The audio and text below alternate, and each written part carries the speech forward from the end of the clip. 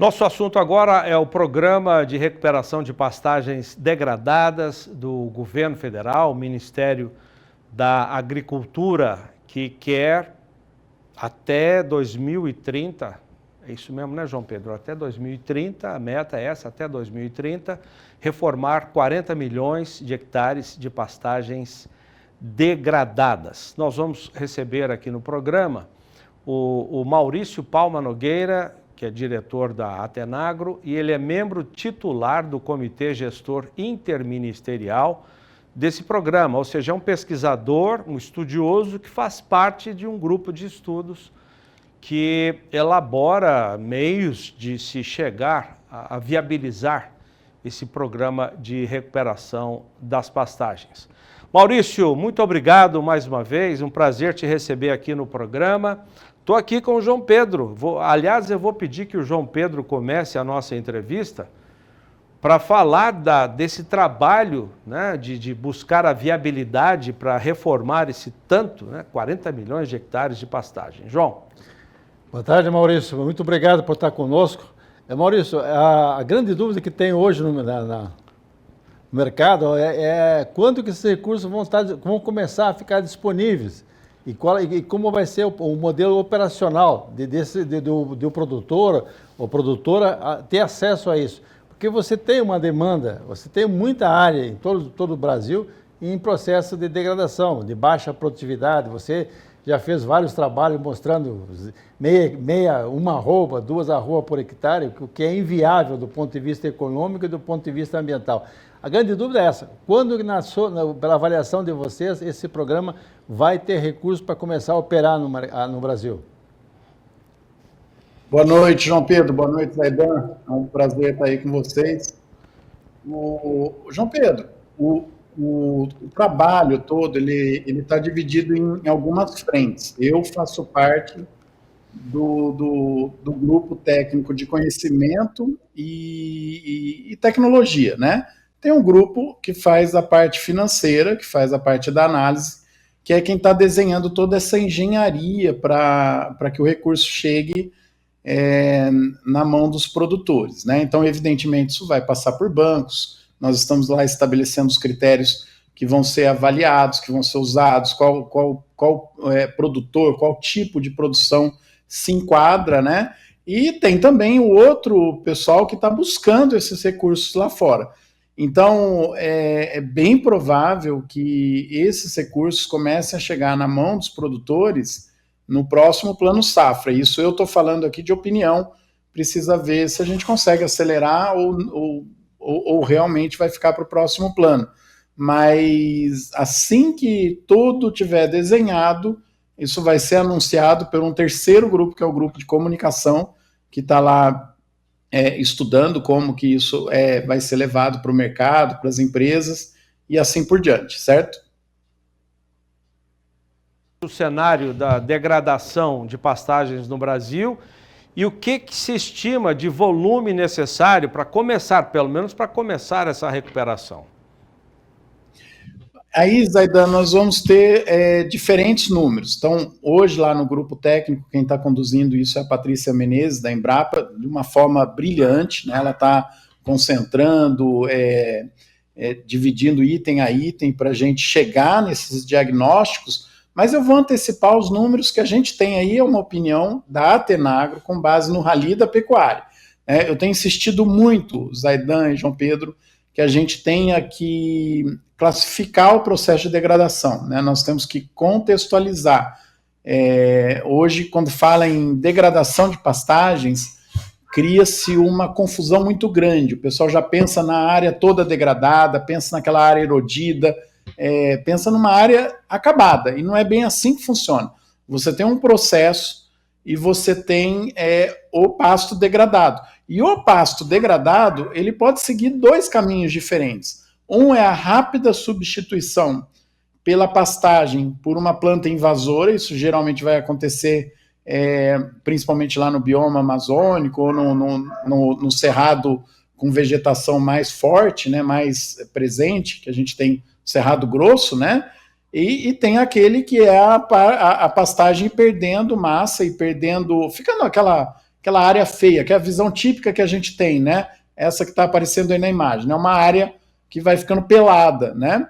Então são dois processos distintos. E aí a hora que a gente classifica com base em 10 anos que a gente foi a campo via Rally da Pecuária, a gente chega à conclusão que a gente precisaria hoje mais ou menos de 140 a 150 bilhões de reais para consertar os pastos que estão ou degradados ou em estágio muito avançado de degradação. Então isso precisa de um investimento mesmo. Só que a gente não pode, Zaidan, trabalhar a pastagem sem incentivar que o produtor dedique recursos a ela. Então, do mesmo jeito que tem que levar alimentos ou medicamentos para os animais, a gente precisa começar a tratar os pastos como lavoura.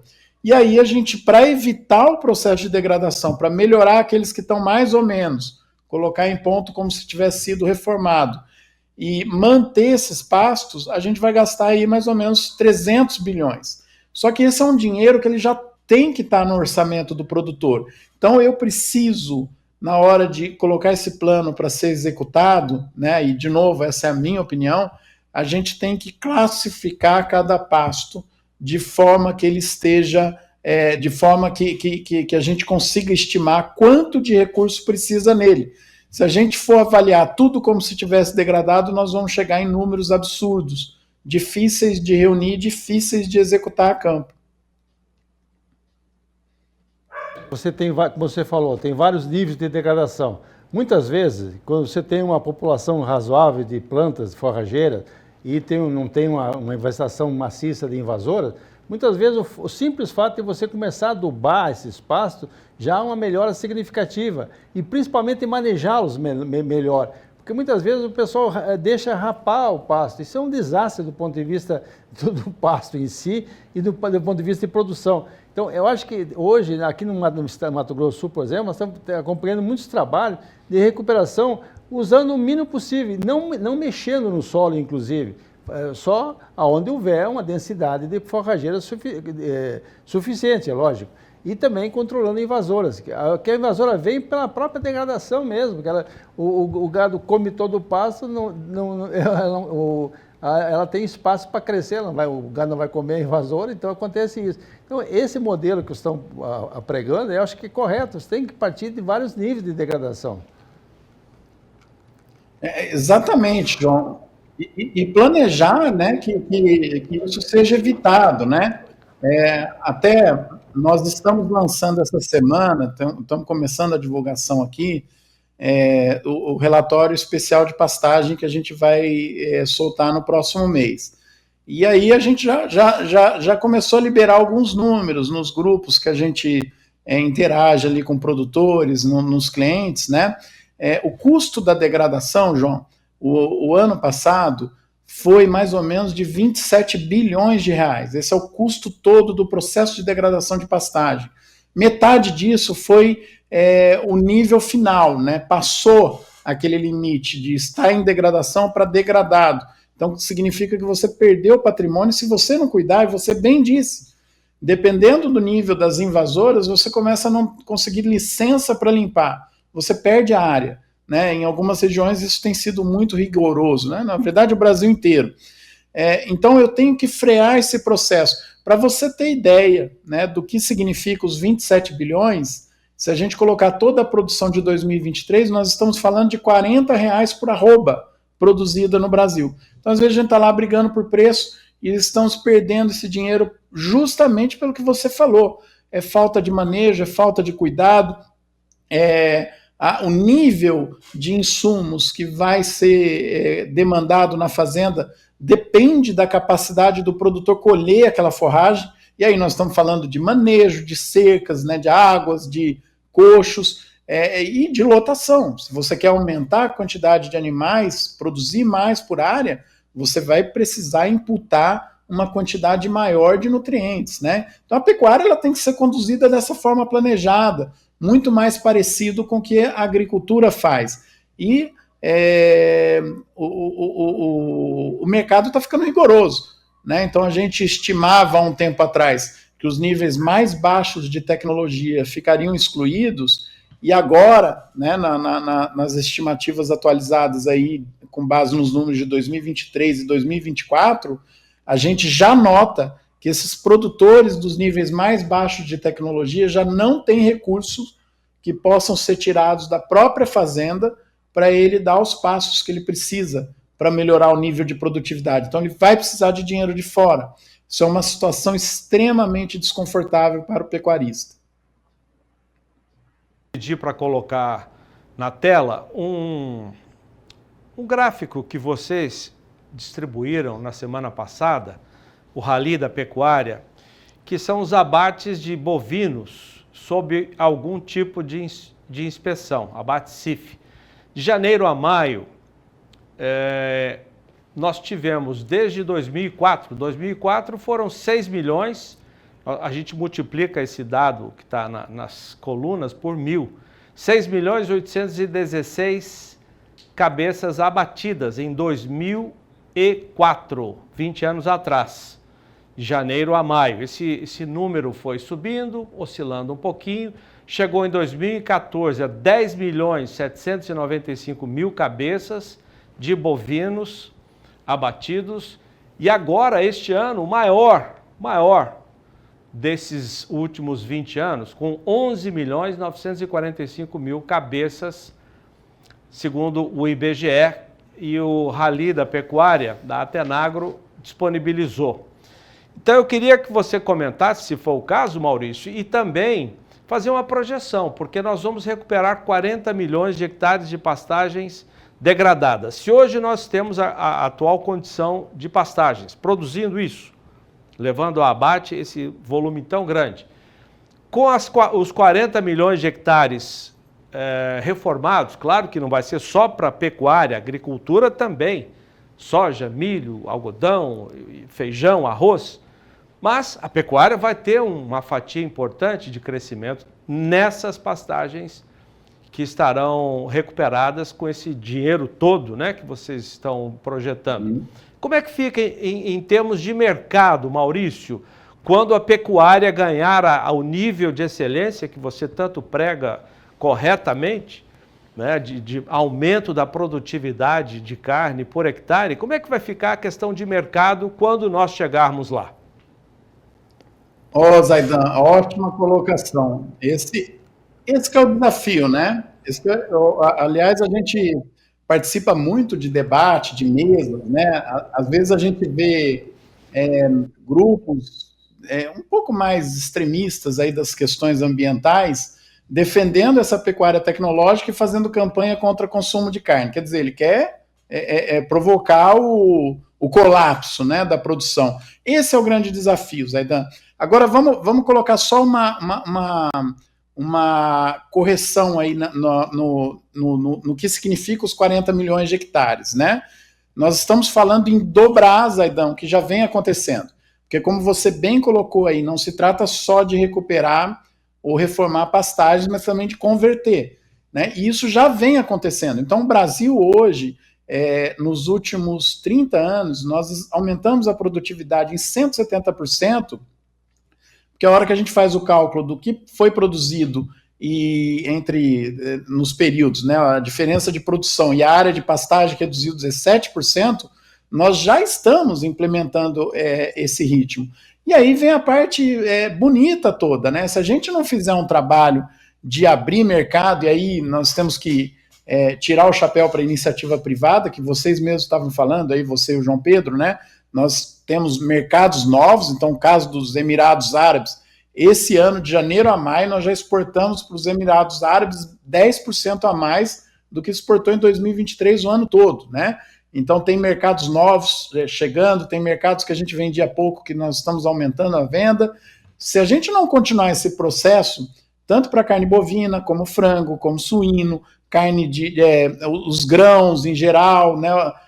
Os produtos de energia, então etanol, tudo que a gente conseguir vender, a gente precisa tentar vender justamente para caber isso no projeto, senão eu vou colapsar o sistema, né? Então, o que esses 40 milhões de hectares significa é a gente dobrar a quantidade do que a gente já tem feito. Se não tiver para quem vender, nós estamos enrolados, nós estamos enrascados, porque lembra que esse dinheiro, né, Zaidan, ele não vai ser distribuído para o produtor, ele vai ser emprestado para o produtor vai ter que pagar essa conta lá na frente. Então, os pequenos, os grandes, os médios, todos que pegarem, mesmo que tenha subsídio aí no juro, né, por uma questão ambiental, por uma questão de programa, esse dinheiro vai ter que ser devolvido.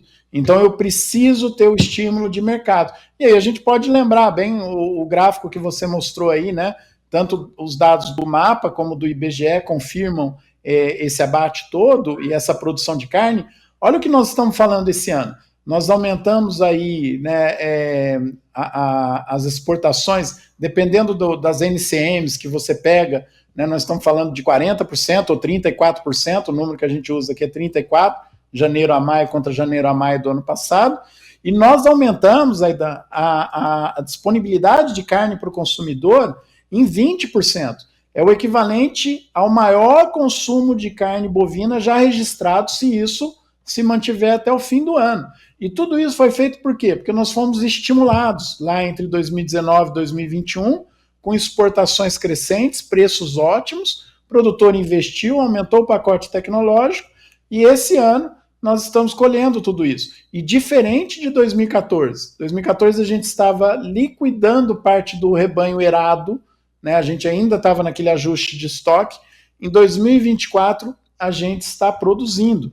Tem sim uma liquidação de fêmea, típica de ciclo pecuário, mas ela não é suficiente para bater todo esse recorde que nós estamos batendo. Tanto é que as proporções de fêmea nos abates, elas estão parecidas com anos anteriores, não tem nenhuma escalada em relação a ciclo pecuário, né? Elas estão dentro da normalidade do ciclo. Quer dizer, nós temos um aumento de produtividade, nós estamos caminhando todo esse percurso aí que a gente sempre tem comentado aqui, né?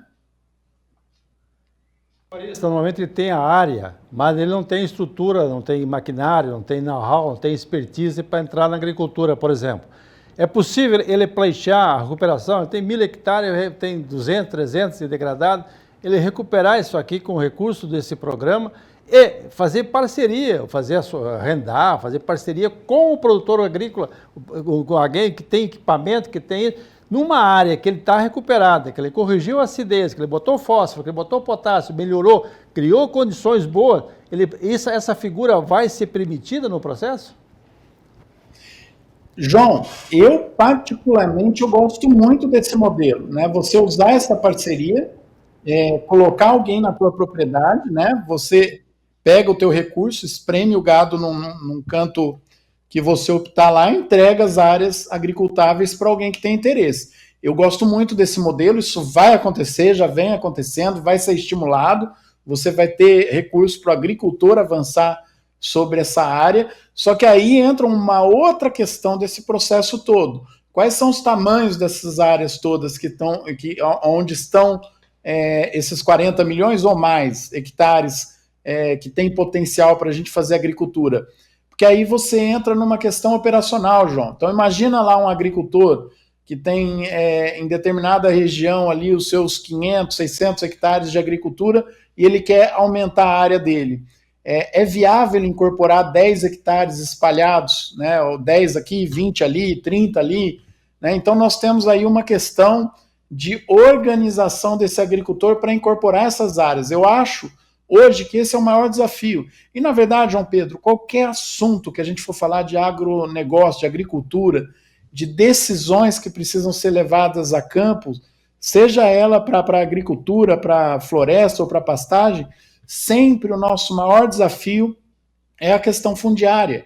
Então, ou a gente regulariza, entende, distribui documentos certo, né, para as pessoas que estão nas áreas, ou nós vamos ter problema. O Mato Grosso do Sul mesmo inúmeros casos aí que a gente tem de produtores que estão empenhados em fazer algo melhor, né, de melhorar a atividade, só que eles não conseguiram ainda se legalizar, se documentar, mesmo sendo proprietários daquelas áreas. Então nós precisamos ter um esforço muito forte da sociedade toda, do governo, dos estados, do governo federal, para a gente regularizar tudo que a gente tem aí na agricultura, né? E inclusive entender eu tenho viabilidade nessas regiões para ocupar essas áreas, como você falou, porque a gente precisa quantificar isso. Aonde eu não tenho essa viabilidade, essa não é uma solução, porque o agricultor não vai se interessar, né? Ou ele vai querer a área toda que o pecuarista não vai querer entregar, né? Então, está no plano, sim, tá? É uma das